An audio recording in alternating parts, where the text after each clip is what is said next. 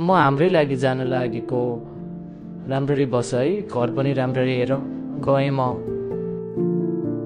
यति थाकेको छु खाना पनि खानै मन छैन घरै गएर खान्छु तपाईँ गएकोदेखि मलाई यहाँ बस्न गाह्रो भइरहेको छ म काठमाडौँमा सानो कोठा लिएर बस्छु नि है तिमीलाई बस्न मन छैन भने आऊ न त काठमाडौँतिर एउटा कोठा लिएर बस्छ कोठा त ठिकै रहेछ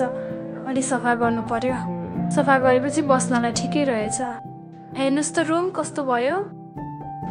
तिमी भएको ठाउँमा कहिले आम जस्तो भइसक्यो मलाई ल सबै सामान झरेछ त एकैछिन कुर्नुहोस् म प्लास्टिकमा हालिदिन्छु अर्को पर्दैन म आफै गर्छु यति धेरै मद्दत गरिदिनु भयो कोठामा गएर चिया एक कप खाएर जानुहोस् न त को हुनुहुन्छ त घरमा म एक्लै बस्छु यति राम्रो मान्छे एक्लै बस्दा डर लाग्दैन किन डराउनु नि अनि तपाईँ चाहिँ के गर्नुहुन्छ कता बस्नुहुन्छ त भोलि यता नजिकैको पार्कमा भेटौँ न है हामी सबै भन्छु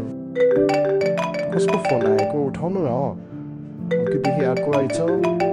होइन कोही छैन यता म एक्लै हो मलाई पैसा अलि चाहिएको थियो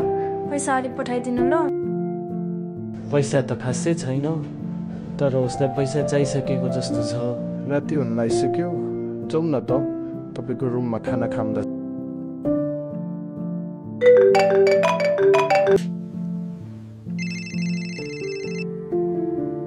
आजकल त जति फोन गरे पनि उठाउँदैन केही त भएको छैन नि के भएको हो कि होइन के भएको छैन हिजो अलि थाकेछु अनि फोन आएकै थाहा भएन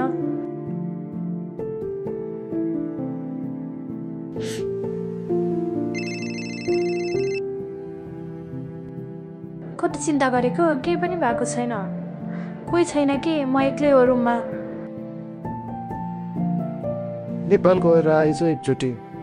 धेरै नै कमजोर भएको छस् कल गएर आराम गरेर आइछ बिदा भएको बेलामा कस्तो साह्रो चाहिँ फोन नउठाएको होला आमालाई एकचोटि गर्छु एकचोटि यता बस्छु भनेर त भनेको थियो त्यही त होला नि अहिले पनि के भयो तिमीलाई मलाई पनि भन न सिधै आमाले भनेको ठाउँमै जान्छु फोन उठाउने होइन त्यही गएर भेट्छु अब